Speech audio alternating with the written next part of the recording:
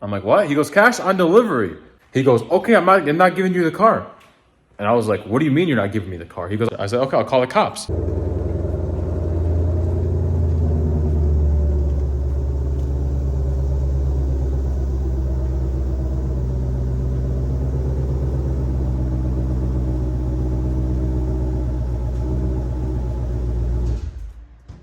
All right, guys, let me give you a backstory on what went down last night and how it all became a thing. So I'll start from the top. I bought this car from Wyoming. It was a really good deal, exactly what I was looking for. And I got the car transported. I use a broker every time. He shipped like 20 or 30 cars for me the past couple of years, from out of state to Michigan, enclosed, open, enclosed, open. We always kind of bicker back and forth on if I should ship a car open or enclosed. Obviously, you know the risk of open, rock chips, weather, rain, salt, whatever. So I was like, I didn't even ask him. You know, he knew I was going to ship this car enclosed. So he found a driver, and in Wyoming, the dealership was right off the highway. So, you know, you'd think that right off the highway, not deep into the countryside, it'd be easier to pick up a car since you're right off the highway. Well, granted, Wyoming's kind of in the middle of the country.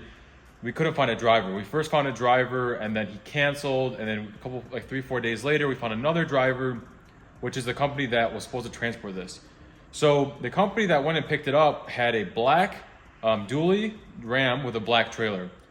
I was anticipating a white dually with a white trailer because that's what the broker had got from the dispatch company. They showed him that truck, which they all have multiple different trucks, but that's what we assumed they was going to pick it up. So the dealership sales guy called me. He's like, "Hey man, just want to make sure this guy's legit because this is the truck." And I'm like, "Yeah, I'm sure it's the same company. You know, no big deal. We have their insurance or whatever." So I told him, I was like, "Hey, look, I want pictures of the entire car when you load it. Obviously, I want to share it with you guys and like."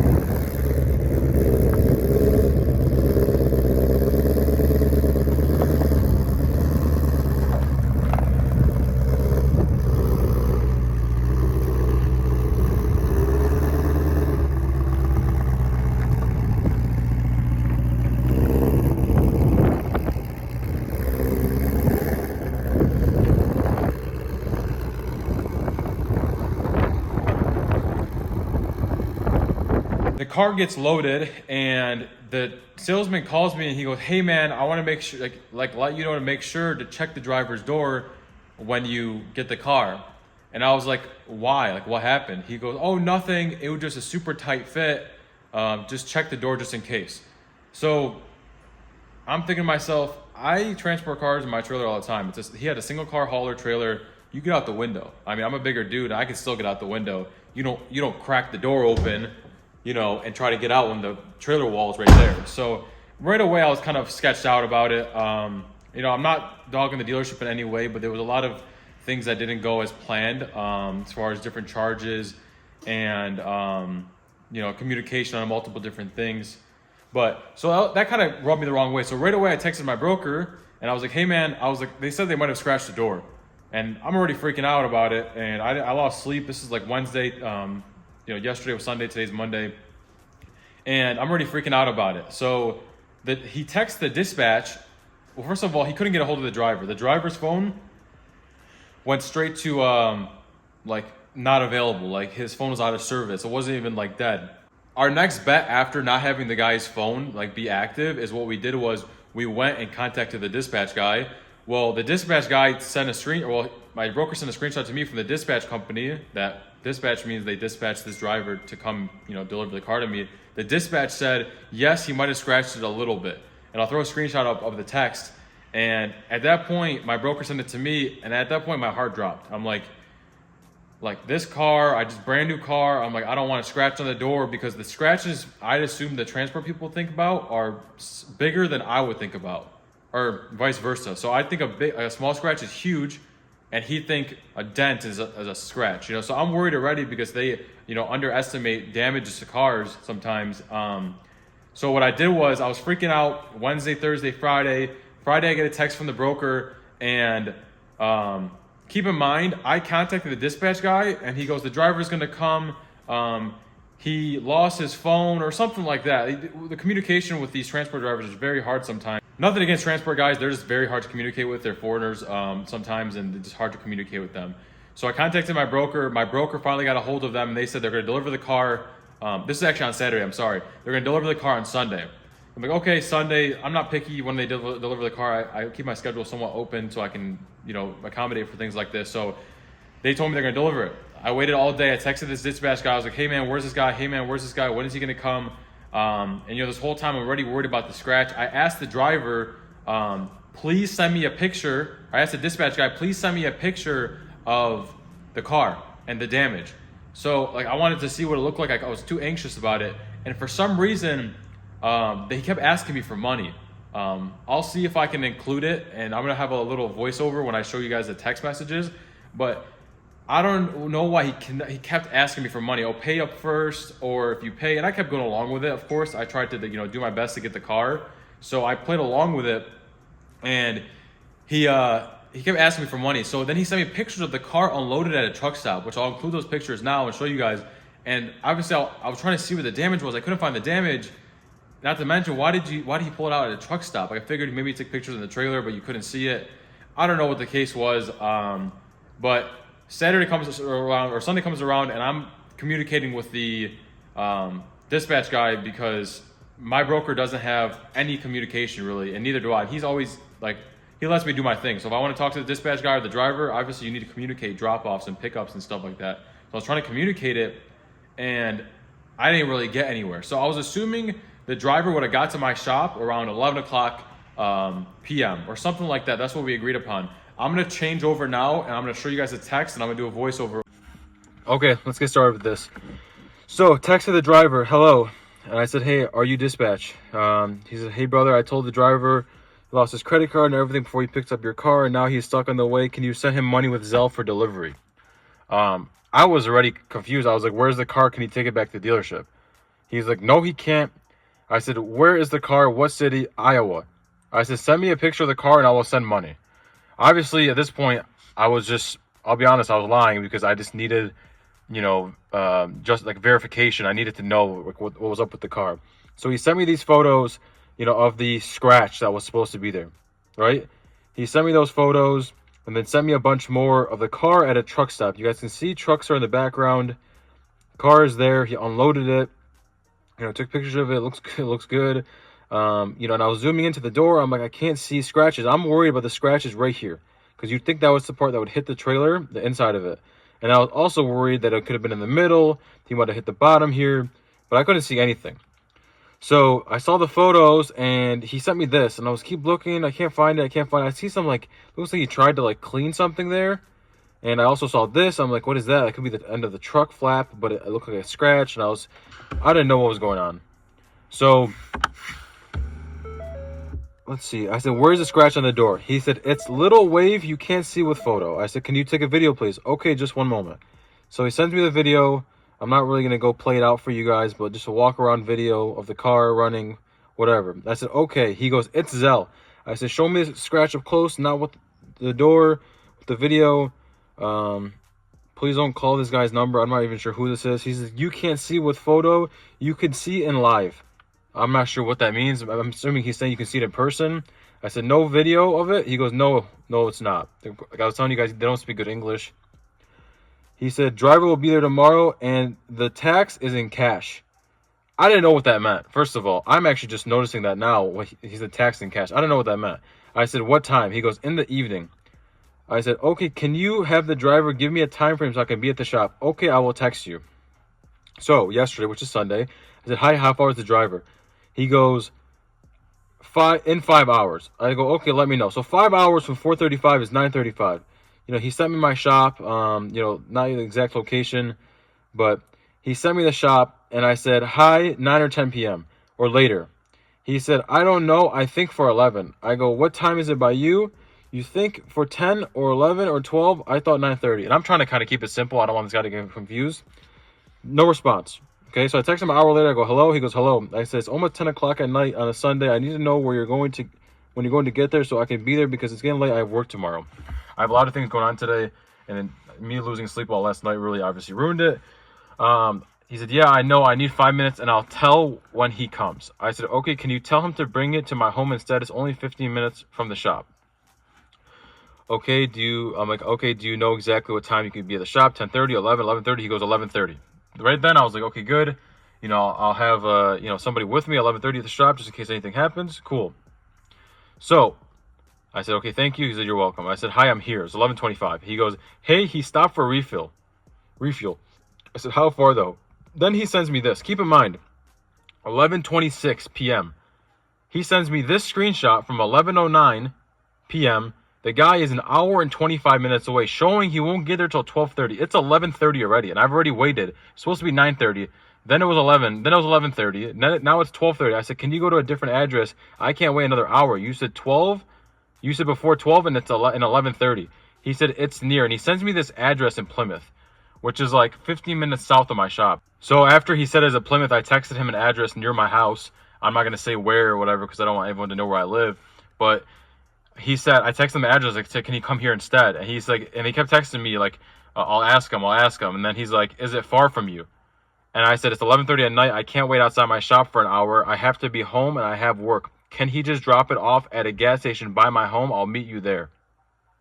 He said, okay, this address far from shop? I said, no, 15 minutes. He said, okay, give me a second. I said, okay, let me know. He said, okay, dude, can you go to this address? And he sends me the same address again. I'll pay you for gas and oil, like diesel. I said, no, I cannot. I don't want everyone to drive the car. That's very far out of my way. He said, okay, when you give him money, he refuels diesel and follow you and bring you the car in the shop. I said, I cannot pay until he gets here. Okay, wait him in the shop. I said, 12:30 still? And I'm thinking this guy's a scammer. Apparently, the whole time my broker's telling me this guy's a scammer. Don't feed into it. Don't send this guy money, whatever. So I'm just trying to figure out what the driver is because clearly he has more communication than I do. So I said, 12:30 still? He goes, okay. And then he texts me again, hey, dude, if I send you money, can you go to this address? I said, I can't. I don't have anyone to drive the car. It's a collector's car. I don't want to put miles on it. Why? What's the problem? Obviously, I'm going to drive the car, but I don't want no random guy driving the car from that address to my shop. I had no idea what this guy was talking about. He said, okay, dude, I told you he lost his credit cards and everything. He never told me that. I don't know if he told me that in the beginning of the story, and I just kind of walked past it. I saw that he lost his phone. I said, Plymouth is further. Why doesn't he stop here first? If you go to him and refill diesel, he can bring you the car. I said, Plymouth is further. Tell him to come here, and I'll help him. Why would he go to Plymouth? It's further for him, or the same distance, which I realized the highway he was taking was shortly off of, like, by Plymouth. So I don't think he had enough fuel to drive an extra 15 minutes, which is crazy. I said, that's why. He said, that's why I tell you this. He can't come. He hasn't had money for fuel. I said, so he's not coming today? And then I sent the address. If I know you're worried, I'm worried. I don't work for the company anymore. I'm just helping you and him, which is already weird to me because he's the dispatch driver on the line. I said, is this where he's at, driving or stopped? Can you put me in contact with the driver? Maybe I can help. He doesn't know English. I said, does he have fuel right now? A little bit. That's why he can come to you. I said, so can he come to me and I'll help him with fuel? There's gas stations near my shop. I sent him a gas station near my shop. He goes, okay, give me the address. Can you tell me how far he is? Then he sends me this. And I look at it, and it looks like he hasn't left because he was originally down here in the photo at 11:09 and 11:43. He's in the same spot. So I was like, Jesus. He's like, he is here. I said, he hasn't left. He doesn't have money for fuel. He hasn't moved location since 11. He goes, yes, that's right. I said, send him money for fuel, or what is he going to do? I can't send him money. He hasn't his cards. He lost his credit cards. I said, so is he going to get here? If I send you money for a refill, he'll follow you. And this is the part I was laughing with my detailer Hadir. He goes, and you rest, I rest, and he rests. Which I'm assuming he means you're not stressed out. We're all calm and we all are enjoying. But he sends me the address showing it's 14 minutes away. He goes, please, I sent you $50 for diesel and he'll bring you the car. I said, okay, when will he be here? He goes, thank you, I'll text you. So I don't want him to drive the car. Do not drive the car in the trailer. He goes, no, he'll bring it to you in the trailer. I said, okay. When? I'll text you when he gets there. I said, I have to go home to sleep if it's not more than 20 minutes. He goes, wait, more than 20 minutes. Just Just 40 minutes. I said, send me a screenshot. I don't believe you, because I was hoping he sent me a screenshot so I can prove that he's actually on his way. So send me pictures like before. He needs 40 minutes. Trust me. I said, no, I'm going to go home and call my broker and insurance, call and dispatch insurance first in the morning. Because I was like starting to threaten this guy. I was like, I don't know where my car's at. Hey, why do you speak like that? I told you I don't work anymore for the company. I'm just trying to help you and wait to go home, but I told you he's on the way. I said, you told me 11:30, then 12:30. He goes, he told me that, and I told you. I said, he's not telling the truth. I have work. I can't wait around for him. 11:43 plus 1 hour and 14 minutes is 1 a.m. He goes, yes, I know, but what I do, I'm so tired. I want to sleep, but I'm waiting on him. I said, you said he doesn't have fuel. You said he has fuel. First time you said he stopped for a refill. Now he doesn't have fuel, and you want me to meet him to pay him for fuel. What kind of business is this? He goes, yes, he told me that. I go, why is he lying? He goes, I could not write to you at all, as I said, but I'm trying to help you. Like, he's saying he would ignore me, but he doesn't. He's trying to help me. So I understand, but I need to understand this is not making sense. He goes, try for a while and you will rest. You will rest me and him. Again, bad English. I said, do you realize it's 12:20 a.m.? I'm not a transport driver. I have to be up in the morning. Yes, I want to sleep too, man. I said, send me his navigation location now, please. I don't trust him. Did he send you location? How is he texting you if he lost his phone and credit card? He said, that's why I can't to you navigation, his old mobile phone. He stops for internet. So what he's telling me is the guy stops at rest stops or whatever, or gas stations, to get internet to text him off of like a phone that uses Wi-Fi. I said, how did he send you the other ones? And then I said, oh, I realized. He goes, he sent me the navigation when he stops. He's on the way. That's why I can't text you the navigation. Now it's making sense. The guy doesn't have a phone, and he can only communicate when he stops. That's why he stopped at the truck stop to get internet, to take pictures, and send them. I said, okay, can you find out when he'll be here, or he has no internet to talk? He hasn't had internet for a call. He comes to the gas station. He'll call me, and I'll tell you. I said, okay, I know you're tired of this like me. I said, very. He goes, me too, dude. I said, let me know what you hear. And I said, are you still going to send me the money for the driver? And I texted him. He said, no, he doesn't text me. I said, can you call him? Does he speak English at all? Hello? Because he's not responding. You know, and I'm trying to figure this out. It's late. I'm tired. I'm home. Should I go to sleep, or do you want me to wait till 5 a.m.? Which, funny enough, the end of the night ended at 5 a.m. He did not text me yet. When he texts me, I'll tell you. I'm waiting. Here is 11 a.m. I want to sleep really bad or whatever. Do you remember how far he said he was before he left? Whatever, we're talking, 20 minutes, 40 minutes, whatever. We're getting 10 minutes into this video. I'm going to try to speed it up. When he stops, he'll text me. I said, he's lying to you. It's been 2 hours. He's probably sleeping. No, dude, if he stops car, he texts me. I said, how has he not got there, dude? It's been an hour and a half since you told me he left that area. I'm really tired, dude. I have work tomorrow, a lot of. I said, how do you trust him when he lies to you? I'm really sorry, dude. He is from my country, and I don't want him to be left. That's why I'm awake. Which at that point, I felt bad. I said, it's 2 a.m. and I'm done waiting, though. It was already, this all conversation was for an hour. And then he texted me 7 minutes later, right before I was going to sleep, he stopped. Go there now. He's there. I said, yes. I said, I'm 20 minutes away. You're going to send me the Zelle? Whatever. So he ended up sending $50 in Zelle. And this is where it kind of gets interesting. He sends me $50 in Zelle, and I was on my way already. So I was on Instagram Live, kind of like talking to people. It's 2:30 a.m. I'm trying to figure out, what am I going to do when I get there? You know, should I call the cops? Should I tell them to drop the car? Should I do what? So I got there, and right away he showed me, I'll play the video, but I didn't know if he was going to show up or not. So I was on Instagram Live, you know, just kind of passing time and telling people what was going on. And when I got there, I started a video, and here's the video of it.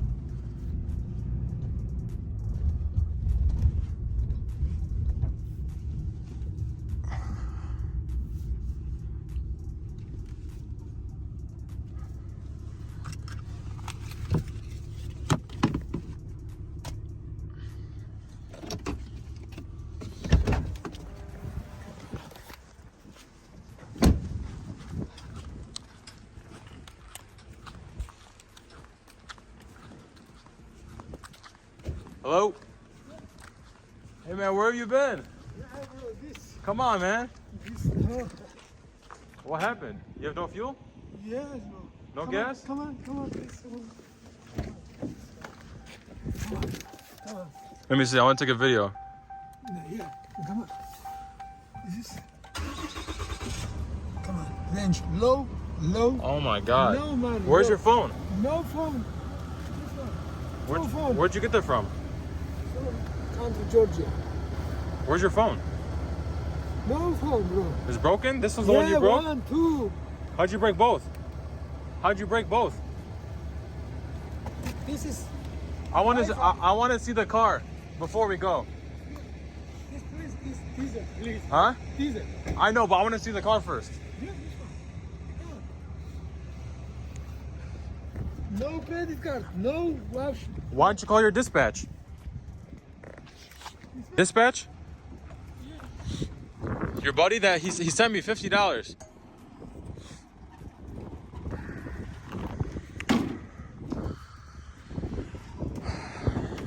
So what happened? What happened to the car? The scratch? It's no scratch, bro. There's no scratch? No. This one's your little bit. This one's my friend. Where? This one. Oh, right down here? Where? Yeah, this one. Yeah, this one. This It's wavy? little. No, this. Where though? Oh, right here? Right here? Yeah, this On one. top? Yeah, Two spots? Yeah. Huh. Okay.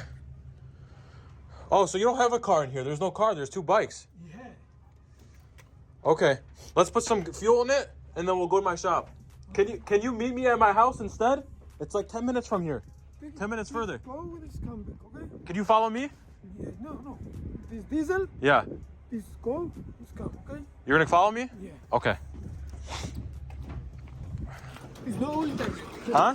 No intent. I know. But I didn't know. You could have took my car somewhere else. Yeah, but this 5 days. So why did you pull it out at a truck stop? This? Yeah. You took it out. For photos? When you took it out at a truck stop. Yeah. Why'd you take it out? This one. Illinois. But why? Why? For what reason? Pilot. Huh? Pilot. Pilot? Yeah. But why did you take the car? Why? For what reason did you take it out?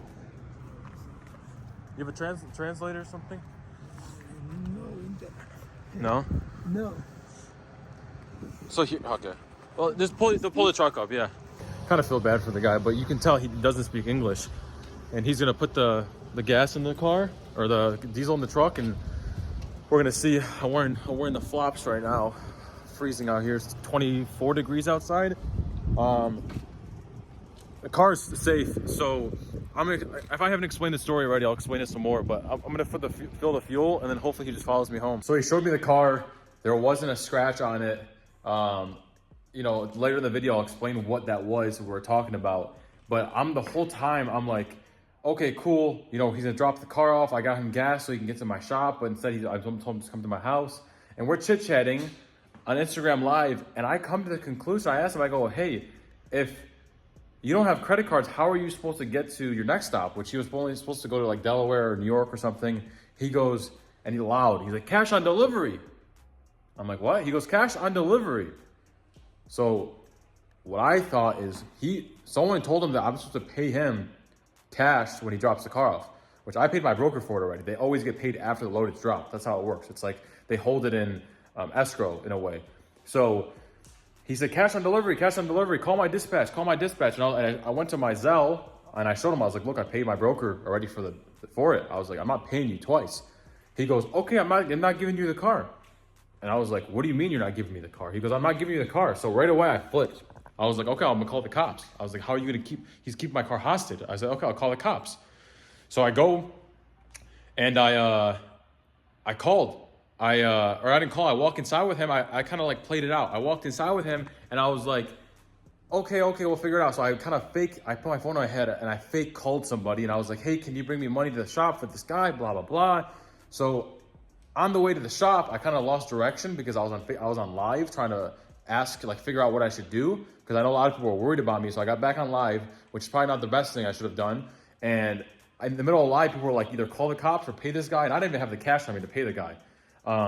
So what I did was I stopped the live on Instagram and I called the police. I called 911. I was like, hey, look, this is my name. This is what's going on. And they said, okay, we can send an officer there. And then halfway through, I was thinking about it. I was like, if the police come and they make a report on this car saying it was stolen or hostage or whatever the case may be, the police reports go on the Carfax.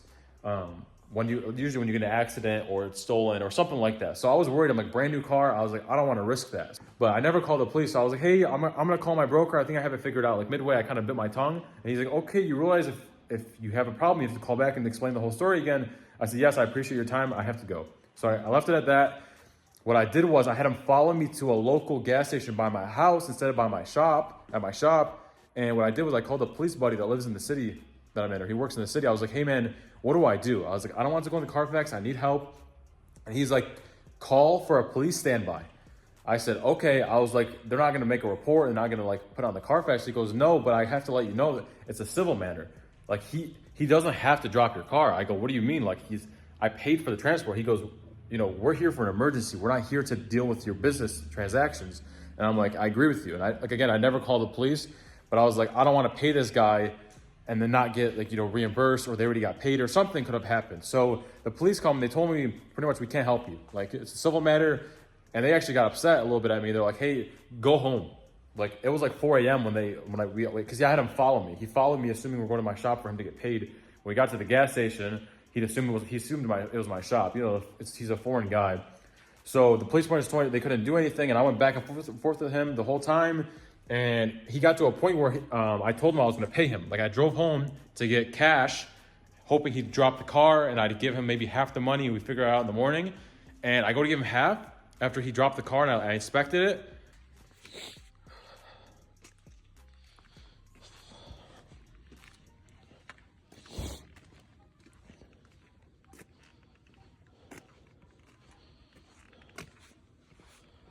The car was clean, there wasn't a scratch or whatever, and you know, whatever. He was trying to show me that there was like, you know, that waviness, you know, which I'll show you at the end of the video what I'm talking about. I took a video earlier in the day today of what it was, and he was trying to show me it, and I was like, okay. And he gave me a key fob. He kept like another key fob, and he had the other key, like the actual physical key that was in the key fob. And I tried to figure out a way to get the key, whatever, because I don't trust this guy. I was like, what's going on? And long story short, he tried loading the car back up. He goes, oh, I'm done with you. I'm done. He got like all upset, and he tried loading the car back up. And I stood in front of the car. I was like, no, you're not taking the car back. So obviously he realized he wasn't, like, I'm a bigger dude, so he wasn't going to go and try to, you know, fight me over it. So he goes and hops in his truck as if he's going to go to sleep, you know, because he was fed up. He was just ready to go to sleep and get the night over. And I got to the point where I was like, the car's not getting dropped. There's no way. So I'll show you a video now, and I just ended up giving him cash and selling him the difference because he needed cash. He had no way to drive anywhere without cash because he had no money, no credit cards, nothing. So I gave him cash, which I'll show you now. 100, hold it. 100? Yep. 200? Yep. 3? 50, 100, 400? Yeah. Okay.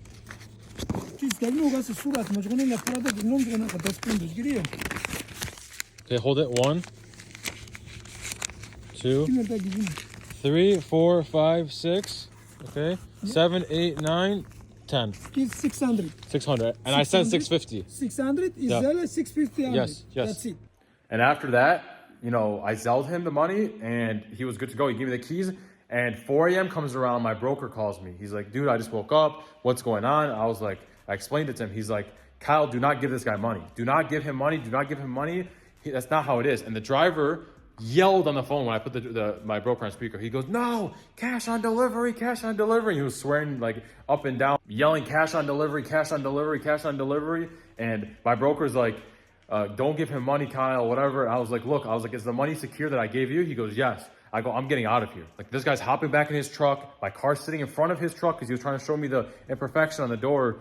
And that was it. Like at that point, I was like, it's, you know, $1,200 some dollars, $1,300. I was like, just get it over with at this point. I was like, my car means more to me than that. So long story short, it ended up working out, but what a sketchy situation. Like 5 days of uncertainty. I don't know what the car was. I don't know if the car was going to be right. But let me show you the video I took earlier today to show you the imperfection that everybody made a big deal about, which realistically, I would have never noticed until they said something ever. Even the whole ownership of the car, I would have never noticed it. But I'll show you guys right now. So if I can get it on camera here, you can see, I'll try to get it where the BMW is. You can see like right here somewhere, there's like a little waviness You can see it right there on the concrete, little waviness. What it is just an imperfection. Like it's right there somewhere. It's a little imperfection from Ford making like two little, almost, I guess you could call them dents, but they're not. I have a really good PDR guy, which is paintless dent repair, and he just will take like a little pin type of tool, and when I say he'll tap it, not like that, but he'll tap it once, it'll come right out. It's something that you wouldn't even notice, you know, but the driver scared me saying there was a scratch. The you know, salesman scared me saying there was a scratch on it, and that was like the biggest thing for me. I was freaking out the whole time it was getting delivered. I didn't know the extent of the damage, but something like that, like you can't even notice it. Like, I mean, I can go back and forth multiple times having the, you know, camera down here.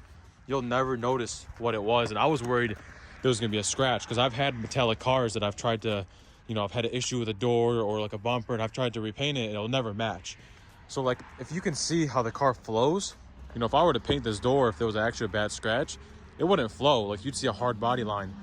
So that was a big worry for me, but I'm very happy it all ended up working out in the end. I appreciate you guys watching the video. That's pretty much the big deal with the car. I have a really good PDR guy. Honestly, I hope I forget about it, because even right here, I can't even see what's going on, where it is in the paint. Obviously, I'm a perfectionist. I want my cars perfect. It's gonna get ceramic coated and detailed by my detailer here soon. But besides that, honestly, like, I'm super happy the car got here safe. I wanted to share my story with you guys, because not everything is like rainbows and butterflies, as people say. It's not. You know, things happen, and I've been really worried about this car. I was already kind of debating if I should even buy it, and me buying it, you know, it was a big mess. You know, regardless of it, you know, I could have, and I talked to my broker, he's like, hey, you should have just let it play out. But I mean, I'm an anxious person, and hearing bad news, I want to look into it. I want to figure out a solution as soon as possible. It's just how I am. And luckily, it all worked out in the end. I have the car, and I'm sure you guys will love the new build. You know, you guys saw my red, Race Red 2020, and you know, you'll like this build. If you guys want any kind of certain videos below, let me know. I'm going to do a super cool sound type of video here soon, and just kind of like an ASMR video for this GT500. Besides that, follow me on Instagram. It's Sinister Lifestyle. Follow me on YouTube, or subscribe to my YouTube channel here, Sinister Life. Follow my business page, Sinister Auto Sales. Besides that, I'm out of here, guys. Thanks for watching. Give the video a like. Thanks.